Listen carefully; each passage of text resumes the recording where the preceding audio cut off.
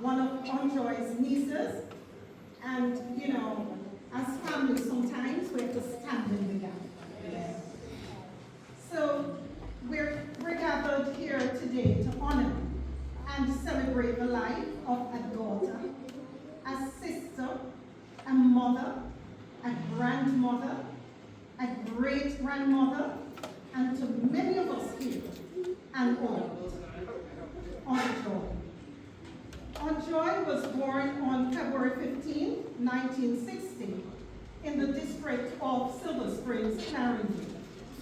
To my grandmother, Mirelda Bernard, most persons, well, some persons, seeing a lot of young faces, but some persons would know her as Sister Mama, and to Father Adolphus Barnett.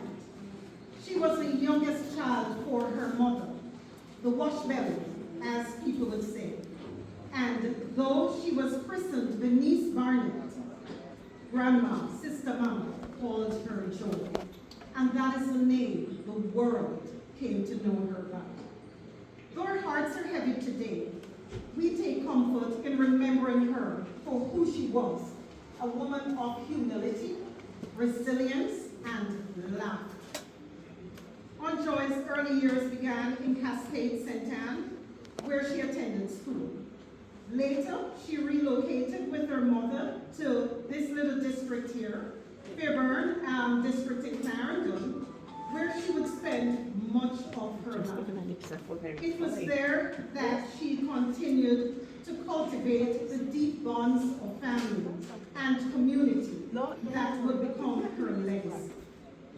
Aunt Joy had 4 children, Carlene, Omar, Kenroy, and one who sadly passed at an early age in life. She loved and cared for them in the best way she knew how. But her nurturing didn't stop there. From early on, she embraced her role as an aunt, to many of us pouring herself into our lives, not out of obligation, but out of kindness and love. She bridged generations with her heart, with her hands, and with her ever-present, unforgettable laugh. Those of us who spend time with our grandmother, Sister Mama's house, remember Aunt Joy as a constant presence, whether helping to care for us as children, or handling chores that no one else, especially the boys, didn't want to do. She was always there. Saturdays especially was memorable, as she'd be down by Pool Gully, washing clothes. Then she would call the boys to collect them once they were sun-dried on the bank. Many of us were taken to the clinic by Aunt Joy when something was wrong, and Aunt Joy was always the one to take care of us. And for those of us who were by Grandma during those times, we all felt safe in her care. Even though Aunt Joy didn't have the opportunity to receive as much formal schooling like many in that era, Aunt Joy was incredibly street smart and wise, a wisdom that a formal education could not account for. She was wise beyond her years. As she got older and moved into her own space, she never stopped showing up for the family. She often visited her eldest sister in Clarendon to help with common chores that came with having 8 children. She would turn up early Saturday morning and didn't ask how. She just went to help. She never came empty-handed. We all remember, my cousins recall that when Aunt Joy came by her home, she would take the bulgur and the milk powder. She was giving even from the little that she had. Aunt Joy didn't just visit, she showed up with joy. Aunt Joy loved to dress up. After a day of hard work, whether helping at Grandma's or helping friends or neighbors, she'd get all dolled up and head off to visit her siblings in St. Anne. Her sister Sandra and brothers Ken and Barry Barrington, affectionately known as Uncle Dill.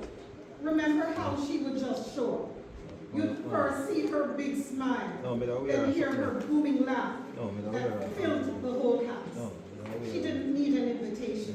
Her presence was always welcome.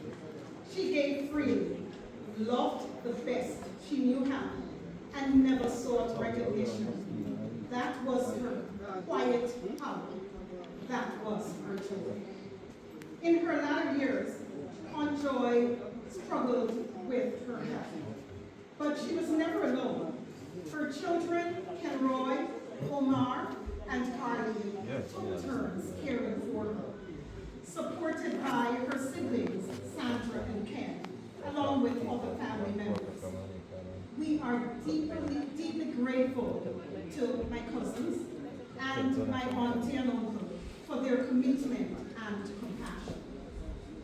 And though life carried us in different paths, some of us now look back and have a quiet ache, wishing we had visited more. Yet through distance and time, our love for Joy never faded. It remained constant and true, as steady and enduring as the woman she was.